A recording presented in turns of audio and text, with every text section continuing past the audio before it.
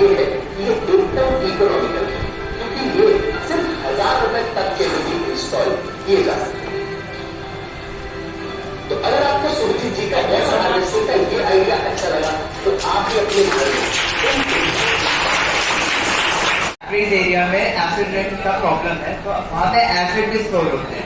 जैसे अगर किसी को मलेरिया होता है तो हम बीएमसी को कॉल करते हैं डॉक्टर को। हमारे पास अगर एसिड भी मतलब स्टोर हो सकते हैं ड्यू टू एसिड रेन, तो उनको मतलब कैसे मतलब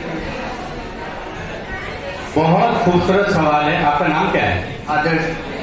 आदर्श का और भी